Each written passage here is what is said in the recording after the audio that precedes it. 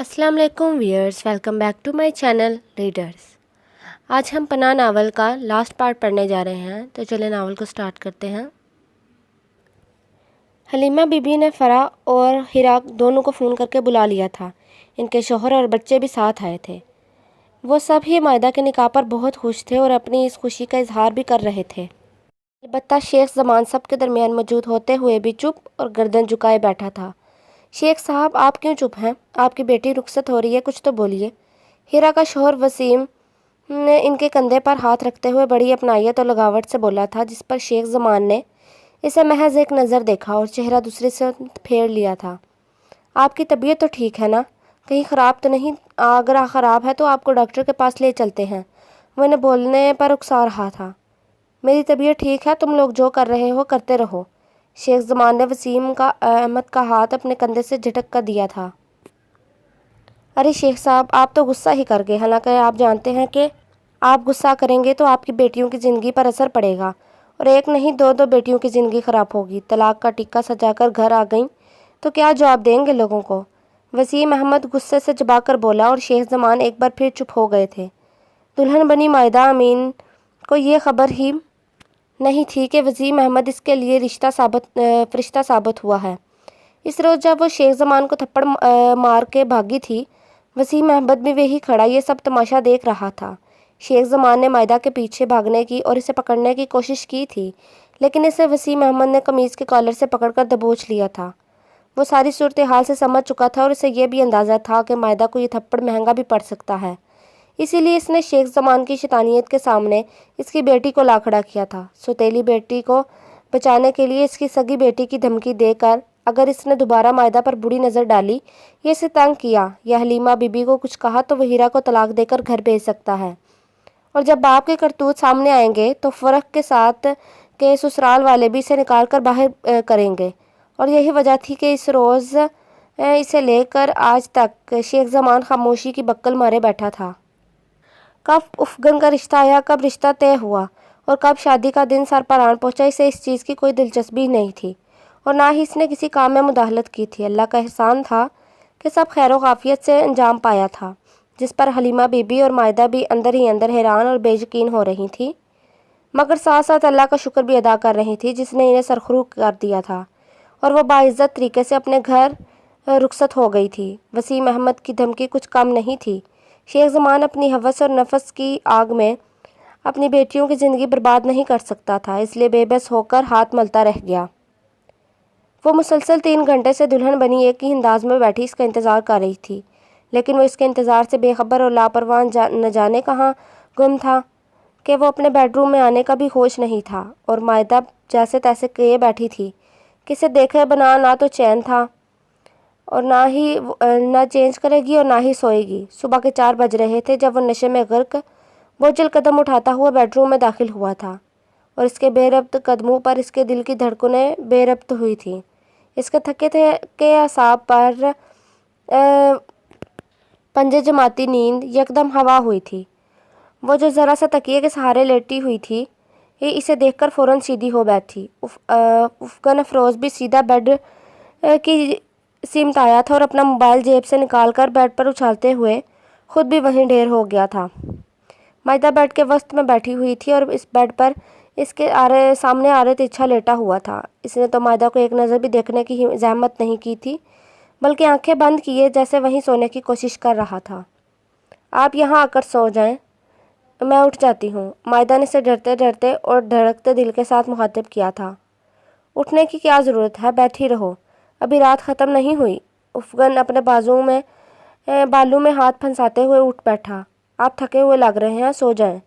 मायदा को उसके मुंह और कपड़ों से उठने वाली बू से अंदाज़ा हो चुका था कि वह ड्रिंक करके आया है। तुम तो नहीं थकी ना? अफगन ने अपने हाथ से इसके गाल को थपथपाते हुए कहा और मायदा का चेहरा सुर्ख हो गया।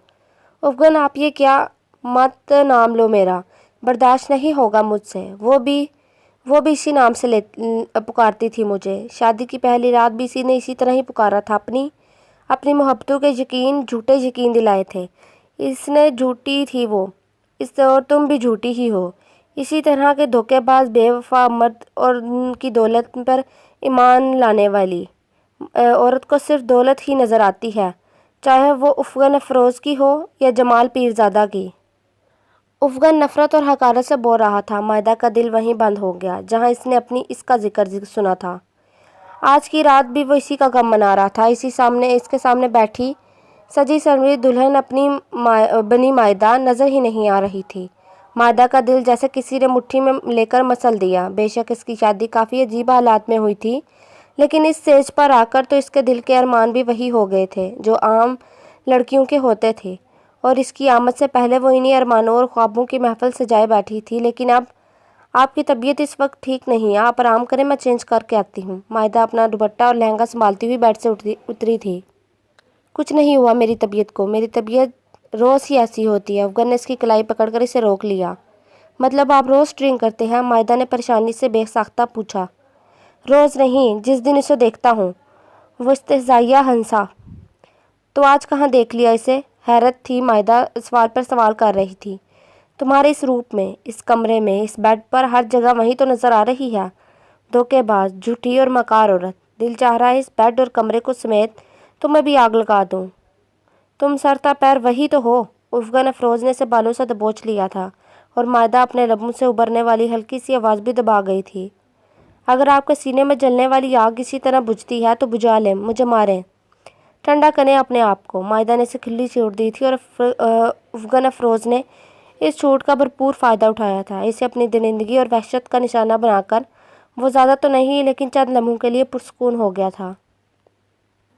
السلام علیکم دادی بھی۔ مائدہ فجر کی نماز پڑھنے کے بعد سیدھی ان کے کمرے میں آئی تھی۔ وعلیکم السلام، جیتی رہو، سہاگن رہو، اتنی جلدی کیوں اٹھ گئی؟ وہ اس کے سر پر ہاتھ پھیر کر ماتھے پر بوسہ دیتے ہوئے بولی تھی۔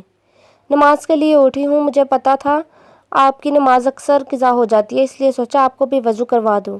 مائدہ کا لہجہ پرسکون تھا۔ بے شک افغان افروز نے رات بھر اسے اذیت دینے کی میں کوئی کسر نہیں چھوڑی تھی، لیکن پھر بھی آج زندگی کی نئی صبح کا آغاز کرتے ہوئے وہ مطمئن تھی، وہ آزادی کی سانس لے رہی تھی، وہ عزت سے سر اٹھا کر چل رہی تھی۔ آج اس پر کسی نے حق جتایا تھا، وہ کوئی غیر نہیں، اس کا محرم تھا، اس کا اپنا شوہر۔ عشاء میرا ناشتہ۔ افغان آفس جانے کے لیے تیار ہو کر نیچے آ چکا تھا اور عشاء کو آوازیں دے رہا تھا، مگر ہمیشہ کی طرح وہ سن ہی نہیں رہی تھی، اسی لیے خود کچن میں جھانکا، لیکن وہاں موجود ہستی کو دیکھ کر اس کے الفاظ جامد ہو گئے تھے۔ آپ بیٹھے، میں ناشتہ لگا رہی ہوں۔ وہ پراٹھے بنانے کے بعد سلائس سیک رہی تھی۔ ٹوسٹر بند کر کے افغان کی سمت پلٹی۔ عشاء کہاں ہے؟ افغان نے بات بدلی تھی۔ دادی کو لینے گئی ہے، وہ بھی ہمارے ساتھ ہی ناشتہ کریں گی۔ مائدہ نے ٹرے اٹھا کر باہر جانے کے لیے آگے بڑھی، لیکن دروازے میں افغان کو کھڑا دیکھ کر ٹھہر گئی۔ راستہ دے پلیز، مائدہ نے اسے مخاطب کیا تو وہ یکدم چونک کر سامنے سے ہٹ گیا۔ اتنے میں عشاء بھی دادی بھی کی ویل چیئر دھکیلتی ہوئی ڈائننگ روم میں لے آئی۔ گڈ مارننگ، افغان نے آہستگی سے کہا۔ خوش رہو بیٹا، دادی بھی جواباً خوش دلی سے بولی تھی۔ اتنے تیار شہر ہو کر کہاں جا رہے ہو؟ دادی بھی نے سنکس اختیار دیکھ کر فوراً پوچھا تھا۔ آفس، اس کا متسع جواب وصول ہوا۔ آفس؟ کیا آج بھی آفس جانا ضروری ہے؟ وہ حیران ہوئی تھی۔ کیوں، آج کیا ہوا ہے؟ افغان افروز نے یوں حیرانی ظاہر کی کہ دادی بھی چاہتے ہوئے بھی کچھ نہ کہہ سکی۔ یہ چائے لے لیں دادی بھی۔ مائدہ نے ان لوگوں کی خاموشی ختم کرنے کے لیے دادی بھی کو مخاطب کیا۔ انہوں نے محض ہوں پر اکتفا کیا اور تھوڑی دیر بعد افغان ناشتہ ختم کرتے ہی اٹھ کر چلا گیا۔ دادی بھی نے اسے گاڑی تک پیچھے بھیجا تھا، لیکن وہ گاڑی نکال کر لے گیا۔ مائدہ، جی دادی، ادھر آؤ، میری بات سنو۔ انہوں نے اسے اپنے قریب بلایا تھا۔ رات کو افغان نے تمہیں کچھ کہا تو نہیں؟ وہ اسے کھوج رہی تھی۔ کہا ہے، کہتے ہیں مجھے افغان سے مت کہا کرو، کیونکہ وہ بھی افغان ہی کہتی تھی، مائدہ نے مسکراتے ہوئے کہا۔ وہ بھی؟ دادی بھی الجھی۔ جی ہاں، آپ بھی تو اسے اچھی طرح جانتی ہیں، مائدہ نے ان کے چہرے کی سمت دیکھتے ہوئے کہا، اور پھر نظر جھکا کے اپنے ہاتھوں کے ناخنوں سے کھیلنے لگی۔ ہاں جانتی ہوں، اچھی طرح جانتی ہوں، اور جتنا میں اسے جانتی ہوں وہ بے وقوف نہیں جانتا۔ اگر جان لیتا تو اسے اپنی زندگی میں روک لگا کے نہ پھر رہا ہوتا۔ منحوس کمبخت خود تو چلی گئی، لیکن اپنے پیچھے اس کے لیے روک چھوڑ گئی۔ دادی بھی کا خون کھول رہا تھا۔ 4 سال ہو گئے تھے، لیکن افغان افروز 4 سالوں میں ذرا بھی آگے نہیں بڑھا تھا، وہیں پہ کھڑا آج تک اس کا غم منا رہا تھا جہاں وہ اسے چھوڑ کر گئی تھی۔ کیا اس روگ کا کوئی علاج نہیں ہے دادی بھی؟ مائدہ نے دھیمی لہجے میں کہا تھا۔ ہے نا علاج، اس دنیا میں ایسی کوئی چیز نہیں جس کا حل نہ ہو، جس کا علاج نہ ہو۔ وہ ذرا سا مسکرائیں۔ کیا؟ تم اس کا علاج ہو، تم ہو، صرف تمہیں حوصلے، صبر اور برداشت سے کام لیتے ہوئے اسے اس عورت کے سحر سے نکالنا ہے، اسے اپنی طرف مائل کرنا ہے، ایک ایسی بیوی بن کے رہنا ہے جسے وہ چاہتا ہے لیکن وہ نہیں بن سکی، اس لیے اب تمہیں اس کی خواہش پوری کرنی ہے۔ اور مجھے پتا ہے کہ تم اچھی بیویوں والے سارے گن رکھتی ہو۔ دادی بھی نے اسے تسلی دی تھی، لیکن دادی بھی وہ کہہ رہے تھے کہ وہ بہت زیادہ خوبصورت تھی، میں تو اس کے مقابلے میں کچھ بھی نہیں ہوں۔ ارے پاگل، خوبصورتی تو لیلا بھی نہیں تھی، پھر بھی کیسے مجنوں بن کر رہ گیا؟ تمہیں کس نے کہا کہ تم خوبصورت نہیں ہو؟ جتنی پیاری اور پرکشش تم ہو اتنی تو وہ بھی نہیں لگتی تھی۔ انہوں نے اس کا ہاتھ اپنے ہاتھوں سے تھپکتے ہوئے کہا اور اس کی ہمت بندھائی تھی۔ پھر 2 ماہ اس کے صبر برداشت میں ہی گزر گئے۔ افغان افروز نے صفاقی اور سرد مہری کی ہر حد پار کر ڈالی۔ وہ ہر کام کرتا تھا جس سے مائدہ کو تکلیف ہوتی، لیکن وہ پھر بھی برداشت کر جاتی تھی، سب سہ جاتی تھی۔ لیکن آج افغان افروز کا بدلا ہوا رویہ اسے حیران کر گیا تھا۔ جب میرج ہال کے سامنے اس نے گاڑی کو بریک لگائی تو مائدہ نے ٹھٹک کر افغان کو دیکھا، مگر وہ اس کی طرف دیکھے بغیر گاڑی سے اتر گیا تھا۔ مجبوراً اسے سر جھٹک کر مائدہ کو بھی اترنا پڑا۔ وہ پچھلی سیٹ سے گفٹ اٹھا کر گاڑی لاک کرتا ایک طرف آ کھڑا ہوا تھا۔ مائدہ اپنے چکراتے دماغ کو سنبھالتی ہوئی بمشکل اس کے قریب آئی تھی۔ افغان، اس نے آگے بڑھتے ہوئے افغان کو ساختہ پکارا تھا اور اس کے قدم تھم گئے تھے۔ مجھے چکر آ رہے ہیں۔ اس نے ہاتھ میں پکڑے ٹیشو سے اپنی پیشانی پر آیا پسینہ پونچھا۔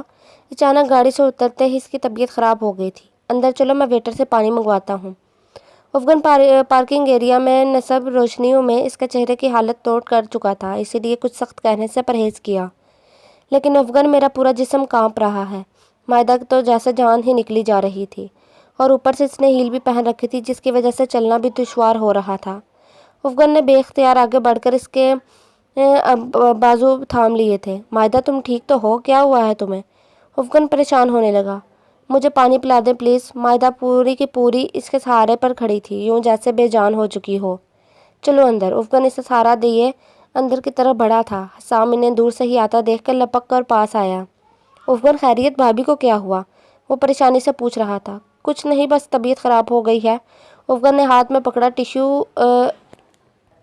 کٹ حسام کے حوالے کرتے ہوئے بولا۔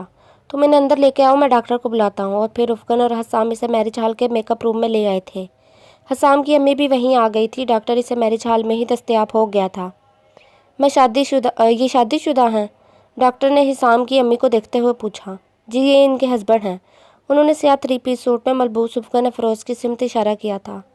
تو پھر مبارک ہو آپ کو، آپ پاپا بننے والے ہیں۔ ڈاکٹر مائدہ کی نبض اور بلڈ پریشر چیک کرنے کے بعد کھڑے ہوتے ہوئے بولی تھی اور افغان کو مبارکباد سے نوازا تھا۔ افغان تو جیسے گمسم ہو گیا تھا، جبکہ حسام نے خوشی سے بھرپور نعرہ لگایا تھا۔ اور مبارکہ یار مبارکہ، میں چاچا بننے والا ہوں۔ آج تو ڈبل خوشیاں منائی جائیں گی۔ حسام افغان کے گلے لگ کر بولا تھا۔ اس کی امی مائدہ کو مبارکباد دے رہی تھی۔ ڈاکٹر صاحب کے دیے ہوئے انجیکشن اور پانی کے بعد مائدہ کی طبیعت کچھ سنبھل گئی تھی۔ اس کا بی پی لو ہو گیا تھا، اسی وجہ سے اس کا جسم اور ٹانگیں کانپ رہی تھی، لیکن اب طبیعت کافی بہتر تھی۔ حسام، تم باہر آؤ، مہمان آ رہے ہیں، اور تمہارے ڈیڈ بھی تمہارا پوچھ رہے ہیں۔ حسام کی امی اسے اشارہ کرتے ہوئے باہر نکل گئیں۔ حسام اس کا کندھا تھپک کر اس کے پیچھے نکل گیا۔ مائدہ کی نظریں جھکی ہوئی تھی، افغان کی نظریں اس پر جمی ہوئی تھی۔ اتنی بڑی خوشی سننے کے بعد بھی عجیب سی صورتحال تھی۔ وہ دونوں ہی خاموش ہو گئے تھے۔ اٹھو، ہم بھی نیچے چلتے ہیں۔ افغان نے گہری سانس خارج کرتے ہوئے سر جھٹکا اور قدم باہر کی سمت بڑھا دیے۔ افغان، مائدہ کے ایک بار پھر سے اسے پکارا تھا۔ اس کے قدم ٹھہر گئے۔ آپ خوش نہیں ہیں نا؟ مائدہ کے سوال پر افغان نے گردن موڑ کر اسے دیکھا۔ وہ ابھی تک نظریں جھکائے بیٹھی تھی۔ مجھے ابھی خوشی اور ناخوشی کا کوئی احساس نہیں ہوا، جب ہوگا تو تمہیں بتا دوں گا، اس نے 2 ٹوک کے انداز میں کہتے ہوئے بات ختم کر ڈالی تھی، اور مائدہ ایک بار پھر برداشت کرتی ہوئی اٹھ کھڑی ہوئی تھی۔ سیڑھیاں اتر کر نیچے آنے میں افغان کے سہارے کی ضرورت تھی، اور اس کا ہاتھ پکڑ کر نیچے اتر رہا تھا۔ دونوں نے بلیک سوٹ پہن رکھے تھے۔ حسام کے اشارے پر کئی کیمرے الرٹ ہو گئے اور کئی فلیش ایک ساتھ چمکے تھے۔ ان کا یہ خوبصورت اور محبوبانہ سا انداز کیمروں کی آنکھوں میں ہمیشہ ہمیشہ کے لیے محفوظ ہو گیا تھا۔ کیمروں کے فلیش کے دوران ہی عالیہ پیرزادہ نے بھی یکدم گردن موڑ کر سیڑھیوں کی سمت دیکھا تھا، اور افغان افروز کے ہمراہ سیڑھیاں اترتی لڑکی کو دیکھتی رہ گئی تھی۔ ان دونوں کی جوڑی بلا کی خوبصورت لگ رہی تھی، اور وہ جو کوئی بھی تھی افغان افروز کے ساتھ خوب جچ رہی تھی۔ बहुत से लोगों ने बेसाख्ता सराहा था। अरे आलिया, अफगान अफरोज़ की वाइफ को देखा तुमने? यार कितनी चार्मिंग है वो, दोनों की जोड़ी कमाल है यार। आलिया के साथ खड़ी शहरीना ने बरमला तारीफ़ की थी और एक पल के लिए तो आलिया के दिल में हसद की लहर दौड़ गई। मुझसे ज़्यादा खूबसूरत है क्या? आलिया ने अतरा कर कहा था। तुमसे ज़्यादा खूबसूरत है या नहीं, लेकिन इस वक्त महफिल की जान लग रही है। देखो, कई लोगों की नज़रें इसी पर टिकी हुई हैं। वो बगैर लगी लिपटी के बोली थी। इसने शादी कब की? आलिया कहे बगैर नहीं रह सकी थी और पास से गुजरते हसाम ने इसकी बात सुन ली थी, इसलिए ठहर गया। अरे मिसिस पीरज़ादा, आपको अफगान की शादी का नहीं पता? इसकी शादी को तो 3 माह होने को आए हैं और अब तो वो पापा बनने वाले हैं। बहुत लकी साबित हुई हैं मायदा भाभी। अफगान की ज़िंदगी में खुशियाँ ले आई हैं, बहुत खुश हैं दोनों। हसाम ने लगे हाथों सब कुछ बता दिया था ताकि इसे जला सके। इसके बगैर भी अफगान अफरोज़ खुशबाश ज़िंदगी गुजार रहा है। कल तो मिस्टर अफगान को कोई खुशी नज़र नहीं आ रही थी, आलिया ने तीखे अंदाज में कहा। हाँ, आप ठीक कह रही हैं। दरअसल कल मायदा भाभी की तबीयत ठीक नहीं थी, इसलिए वो परेशान था और जल्दी भी चला गया था। वो भी इसी वजह से कल शादी के फंक्शन में नहीं आ सकी थी। हसन इत्मीनान से और सुकून से झूठ पर झूठ बोल रहा था। ओह, तो ये बात थी, आलिया ने होंठ सुकेड़ते हुए कहा। तो आप क्या समझी थी? हसाम ने इसे जिद कर रहा था। इसका दिल चाह रहा था आलिया को उठाकर कहीं जंगल में फेंक गए। इसने इसके दोस्त की ज़िंदगी बर्बाद करके रख दी थी। कुछ नहीं, इसने नहुवत से सर झटका था। Okay, excuse me. हसाम वहाँ से हट गया था और फिर इसने अपनी और आलिया की बातें रिकॉर्डिंग करके, जो कि इसने अपने मोबाइल में की थी, वो जाकर अफगान अफरोज़ को सुना दी। अफगान के दिल को न जाने क्यों सुकून पहुँचा और चेहरे पर खुशी का एहसास बिखर गया था। आलिया को इसकी बीवी से हसद हो रहा था और यही तो वो करना चाहता था। अब बोलो। हसाम इसे फातिहा नज़रों से देखते हुए बोला। ग्रेट यार, तुम तो बहुत चालाक और समझदार हो। अफगान ने इसे थपकी दी थी। इसीलिए तो तुम्हें मशवरा दे रहा था कि मायदा भाभी के साथ रहो, इनका ख्याल रखो, इसी में तुम्हारी इज्जत और भलाई है। हसाम इसे मशवरा देकर खुद स्टेज की सिमत बढ़ गया जहाँ इसकी अपनी दुल्हन विराजमान थी। हाय, आलिया और शहरीना मायदा के करीब आकर हाथ बढ़ाते हुए बोली थी। वालेकुम सलाम। मायदा ने ठिठक कर इन दोनों को देखा था। दोनों ने साड़ियाँ पहन रखी थी, कमर और बाजू बरहना थे। रेशमी सिल्की साड़ियों के ढलकते हुए पल्लू इन्हें प्लेट में सजी हुई औरत का सा रूप दे रहे थे। वो इस वक्त महफिल में तमाम मर्दों के लिए राहत बनी हुई थी। आप कौन? मायदा ने हैरानी के बायस पूछ ही लिया था, क्योंकि इस फंक्शन में मौजूद तमाम लोग इसके लिए अजनबी थे, सिवाय हसाम की फैमिली के। क्या अफगान ने कभी मेरा जिक्र नहीं किया आपसे? आलिया के अंदाज पर मायदा बुरी तरह चौंक गई थी और वो लम्हे के हज़ारों हिस्से में पहचान गई थी कि वो आलिया है। लेकिन मायदा बेवकूफ़ नहीं थी जो इस खबीस औरत को खुश होने का मौका फराहम करती। इसीलिए इसने लाइल्मी का इजहार किया। आई एम सॉरी, मैं यहाँ पहली बार आई हूँ, मुझे नहीं पता आप कौन। आप अपना तारफ़ खुद करवा दें। मैं अफगान अफरोज़ की एक्स वाइफ हूँ, आलिया पीरज़ादा। इसने जैसे फ़ख्री अंदाज में तारफ़ करवाया था। वो अच्छा, तो आप हैं आलिया? मायदा ने ज़रा सा मुस्कुरा कर इसके साथ हाथ मिलाया था। जी यही है आलिया, अफगान अफरोज़ जैसे हीरे की कीमत ना पहचानने वाली, शहरीना तंजिया बोली थी और आलिया ने इसे घूर कर देखा। एक्सक्यूज़ मी, यहाँ क्या हो रहा है? अफगान अफरोज़ आलिया को मायदा के टेबल के करीब खड़ा देखकर इसके पास आया था। आपकी वाइफ के साथ दुआ सलाम और तारुफ हो रहा है, शहरीना ने जवाब दिया। इसकी कोई ख़ास ज़रूरत नहीं है, हम दोनों एक दूसरे को जानते हैं, काफ़ी है। अफगान अफरोज़ इन 4 सालों में पहली मरतबा आलिया के सामने रूबरू खड़ा हुआ था, वरना वो जहाँ भी जाता इसे देखकर महफिल छोड़ देता था। हाँ, ये तो आप ठीक कह रहे हैं, शहरीना ने सर हिलाया। आओ मैदा, हिसाम स्टेज पर बुला रहा है तस्वीरें बनवाने के लिए। अफगान ने इसके गिर्द बाजू फैलाते हुए कहा और इन दोनों को नज़रअंदाज करते हुए स्टेज की तरफ बढ़ गया। आलिया के साथ साथ मायदा भी देखती रह गई। इसने अफगान के ऐसे रूप कहाँ देखे थे भला? इसने तो आज तक मायदा पर सितम ही डाए थे। ऐसी करम नवाजियाँ और अनायतों से तो वो अनजान थी, इसीलिए तो अपने साथ चलते अफगान को हैरानी और हसरत से देख रही थी। वो इसे एहतियात से सोफे पर बिठाकर खुद भी इसके साथ ही बैठ गया था। आलिया दूर खड़ी देख रही थी। आज तो आप बहुत खुश होंगे। रात गए जब मायदा लिबास चेंज कर बिस्तर पर आई तो अफगान तकिए से टेक लगाए बैठा अभी तक जाग रहा था। मायदा जो दिल में था कहे बगैर नहीं रह सकी थी। इस लिहाज से कह रही हूँ। किस लिहाज से कह रही हो? अफगान ने इसकी तरफ करवट बदलते हुए कहा, नजरें इसके चेहरे पर जमा दी। मायदा भी इसकी सिम देख रही थी। जिस वजह से आप मुझे फंक्शन में लेकर गए थे, مائدہ نے اس کی آنکھوں میں دیکھتے ہوئے کہا، اور افغان اس کی بات پر بے ساختہ مسکرایا تھا۔ اس کا مطلب ہے بہت ذہین اور سمجھدار ہو تم۔ اگر آپ نے کسی کو جلا کر خوش ہونا تھا تو پہلے ہو جاتے۔ مائدہ کی بات پر افغان نے لب بھینچ لیے تھے۔ کیا بات ہے، آپ چپ کیوں ہو گئے؟ کچھ نہیں، سو جاؤ، وہ کہہ کر کروٹ بدل گیا تھا اور مائدہ اس کی چوڑی پشت کو گھورنے لگی، لیکن دل ہی دل میں قدرے خوش ہو رہی تھی کہ آج اس نے ڈرنک نہیں کی تھی۔ حالانکہ جب بھی عالیہ کو دیکھتا تھا اس روز ڈرنک کر کے اپنا حال برا کر لیتا تھا، لیکن آج نہیں۔ آج اگر افغان خوش ہوا تھا تو مائدہ بھی خوش ہو رہی تھی۔ اسے امید ہو چلی تھی کہ وہ بدل جائے گا، وہ بہترین کی طرف لوٹ آئے گا، اور یہی احساس اس کی سکون بھری نیند کا باعث بن گیا تھا۔ وہ بھی آفس میں آ کر بیٹھا ہی تھا کہ اچانک حسام کی کال آ گئی۔ آج اخبار پڑھا تم نے؟ نہیں، ابھی تو نہیں پڑھا۔ اوکے، تم اخبار پڑھو، میں تمہیں پھر فون کرتا ہوں، حسام نے کہہ کر فون بند کر دیا، اور افغان الجھ کر رہ گیا۔ پھر اپنی سیکرٹری کو اخبار بھیجنے کا کہا۔ چند سیکنڈ بعد اخبار اس کے سامنے تھا۔ عالیہ کے طلاق کا پڑھ کر وہ ہکا بکا رہ گیا تھا۔ جمال پیرزادہ نے اسے طلاق دے دی تھی کیونکہ جمال پیرزادہ کے دل پر کوئی اور لڑکی چڑھ گئی تھی۔ عالیہ نے احتجاج کیا اور جمال پیرزادہ نے اسے طلاق دے کر فارغ کر دیا۔ افغان اخبار ٹیبل پر رکھ کر چپ چاپ بیٹھ گیا۔ اس کے دل و دماغ میں جکڑ چل رہے تھے۔ اسے حیرت ہو رہی تھی کہ غریب سے گھر میں رہنے والی عالیہ دولت کی لالچ میں کہاں سے کہاں پہنچ گئی۔ پہلے اس نے افغان افروز سے محبت کی پینگیں بڑھائیں، اسے شادی سے پہلے ترکی کی طرف راغب کیا، اور وہ تو تھا ہی اس کا دیوانہ۔ اس کی خاطر دولت کمانے کے لیے اپنی دادی بھی کو چھوڑ کر امریکہ چلا گیا۔ واپس آیا تو کافی حد تک کامیاب ہو چکا تھا، اور عالیہ سے شادی کرنے کے بعد تو جیسے وہ خود کو دنیا کا خوش قسمت ترین انسان سمجھنے لگا تھا۔ لیکن پھر عالیہ کو اس سے بھی زیادہ کامیاب آدمی مل گیا۔ بیوروکریٹ جمال پیرزادہ اس کی خوبصورتی پر فدا ہوا تھا، اور عالیہ اس کی بے تحاشا دولت پر۔ اس لیے عالیہ نے اسے چھوڑ کر جمال پیرزادہ کو ترجیح دی تھی۔ افغان نے اس عورت کی بے وفائی اور چال بازی کی اپنی ذات پر طاری کر لیا تھا۔ اس نے 4 سالوں میں اتنا کمایا تھا کہ وہ اب جمال پیرزادہ سے کہیں زیادہ آگے بڑھ گیا تھا۔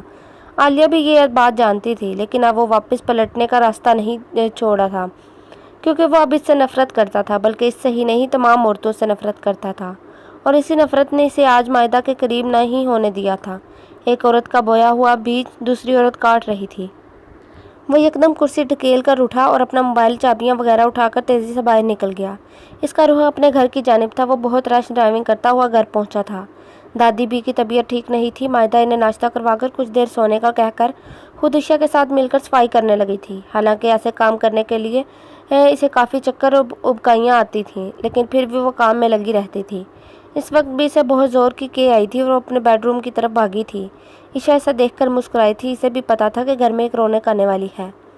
دادی بھی کے ساتھ ساتھ عشاء بھی بہت خوش تھی، لیکن وہ خوش نہیں تھا جس کی وجہ سے یہ رونق آ رہی تھی۔ مائدہ کہاں ہے؟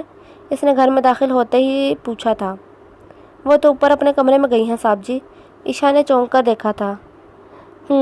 وہ سر ہلا کر لمبے لمبے ڈب بھرتا ہوا سیڑھیاں چڑھ کر اوپر بیڈ روم کی طرف بڑھ گیا۔ بیڈ روم کا دروازہ کھلا ہوا تھا، اندر سے اس کی ابکائیوں کرنے کی آوازیں آ رہی تھی۔ وہ کمرے میں ٹہلتے ہوئے اس کا انتظار کرنے لگا۔ اس کے انداز میں اضطراب تھا۔ وہ دائیں بائیں ٹہلتے ہوئے کافی مضطرب اور مشتعل لگ رہا تھا۔ مائدہ تھکی تھکی نڈال سی بیڈ روم میں داخل ہوئی تو افغان کو دیکھ کر ٹھٹک گئی۔ آپ کب آئے؟ وہ تولیے سے منہ پوچھ کر وہیں بیڈ پر بیٹھ گئی۔ نقاہت کی وجہ سے اس کا پورا جسم لرز رہا تھا۔ وہ بغیر دوپٹے کے بیٹھی ہوئی تھی اور ایسی نڈال ہو رہی تھی کہ دوپٹے کا بھی ہوش نہیں تھا۔ میں تم سے کچھ کہنے آیا ہوں۔ افغان اور لب و لہجے پہلے کی طرح سرد اور اجنبی تھا۔ مجھ سے؟ مائدہ نے چونک کر اسے دیکھا۔ دیکھو، اگر تم اس گھر میں رہنا چاہتی ہو تو میری بات ماننی ہوگی، ورنہ تمہاری اس گھر میں کوئی گنجائش نہیں ہوگی۔ افغان نے بات شروع ہی کرنے سے پہلے ہی صورتحال سنگین بنا ڈالی تھی۔ یہ کیا کہہ رہے ہیں آپ؟ مائدہ اس کی بات پر پریشان ہوئی تھی۔ میرے ساتھ ہاسپٹل چلو، وہ اس کی بات کو نظر انداز کرتے ہوئے بولا۔ کیوں؟ میں بچہ نہیں چاہتا۔ افغان کی بات پر جیسے گھر کی چھت مائدہ کے سر پر آن گری تھی۔ وہ ساکت و جامد اسے دم خود دیکھ رہی تھی۔ افغان، آپ ایسا کیسے کر سکتے ہیں؟ وہ کہتے ہوئے رو پڑی۔ کیونکہ تم سب عورتیں ایک جیسی ہوتی ہو۔ اس نے بھی مجھ سے دولت کے لیے شادی کی، تم نے بھی میری دولت اور میرا گھر دیکھ کر شادی کی۔ اسے بھی کوئی اور مل گیا، تمہیں بھی کوئی اور مل جائے گا۔ Shut up Afghan, just shut up. کس نے کہا آپ سے کہ ساری عورتیں ایک جیسی ہوتی ہیں؟ اگر ساری عورتیں ایک جیسی ہوتی تو سارے مرد بھی ایک جیسے ہوتے ہیں۔ ذلیل، کمینے، گھٹیا، ہوس زدہ اور نفس پرست۔ بکواس بند کرو اپنی۔ افغان نے اسے ایک زناٹے دار تھپڑ دے مارا تھا۔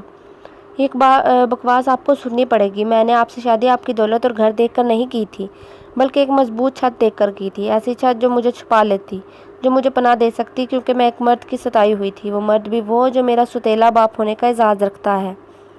مجھے کیا پتا تھا کہ میں ایک مرد سے چھپ کر دوسرے کے پناہ میں لے رہی ہوں، تو وہ بھی بہت کم ظرف نکلے گا اور مجھے کم اذیت نہیں دے گا۔ وہ مجھے عورت ہونے کی سزا دے گا، تانے دے گا، گھر سے نکالے گا، میرے ساتھ سے چھت چھین لے گا۔ مجھے پتا ہوتا تو میں کسی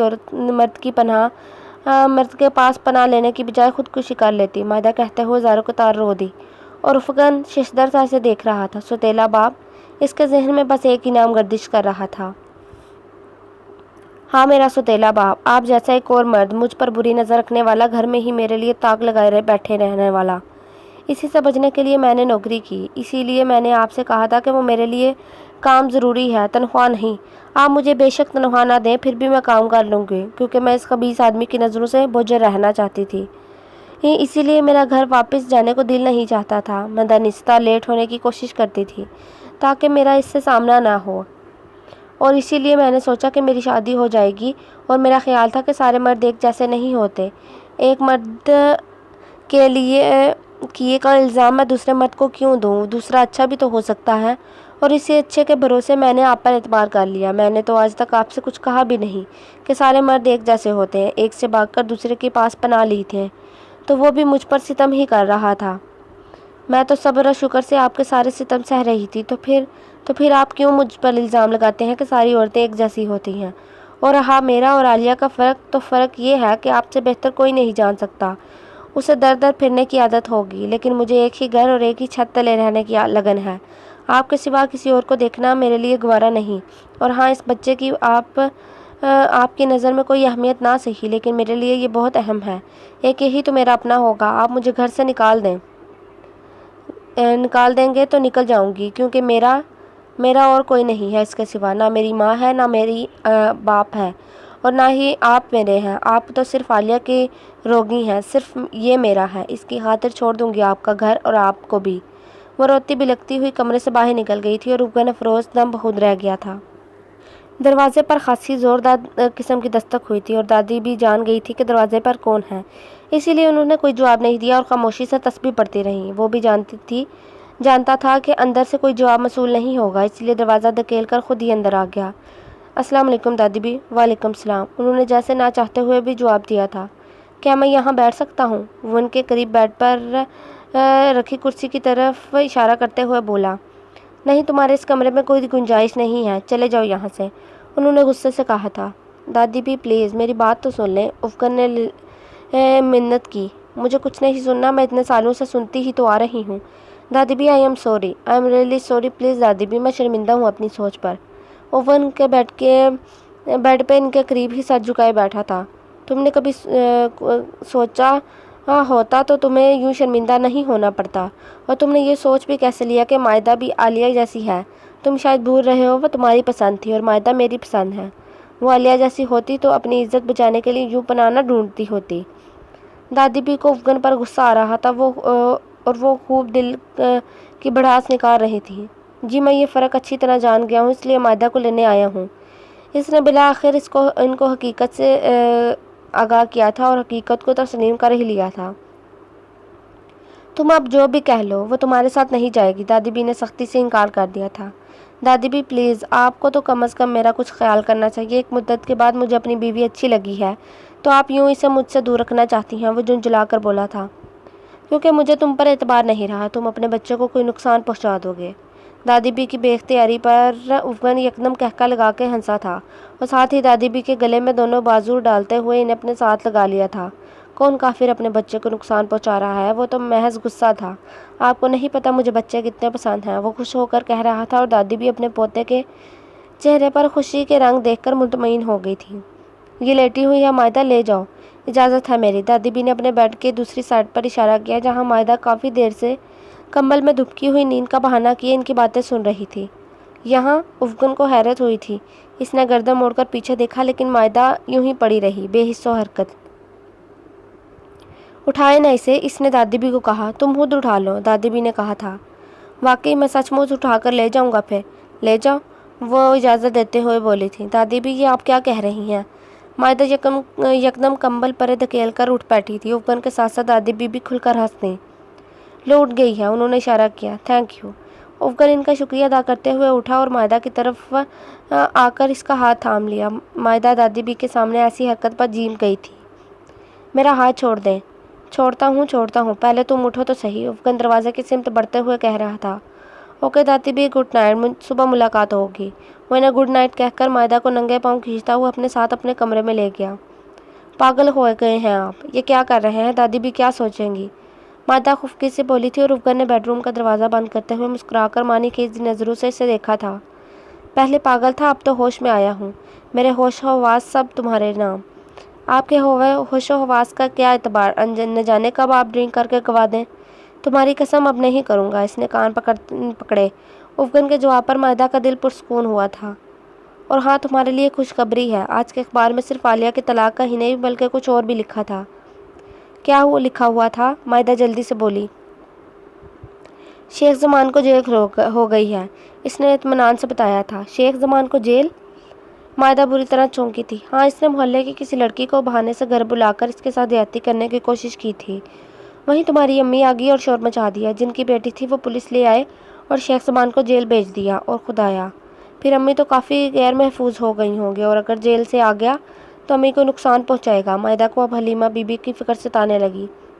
نہیں پہنچائے گا، کیونکہ میں کل ہی آنٹی کو اپنے گھر لے آؤں گا اور اس کمینے پر ایسا کیس کروں گا کہ کبھی باہر کی ہوا نہیں لگے گی اسے۔ افغان نے جیسے اپنا فیصلہ سنایا تھا اور مائدہ مارے خوشی اور تشکر کے بے ساختہ افغان کے سینے سے لگی تھی۔ Thank you Afghan, thank you so much. وہ رو رہی تھی اور افغان نے اسے اپنی پناہوں میں لے لیا۔ اس کی خوشی بھرے آنسو افغان کے سینے میں جذب ہو رہے تھے۔ اس نے مائدہ کے ماتھے پر بوسہ دیا تھا۔ وہ اپنا حصار اس کے گرد اور مضبوط کر گیا تھا، جس پر وہ اللہ کا شکر بجا لائی تھی۔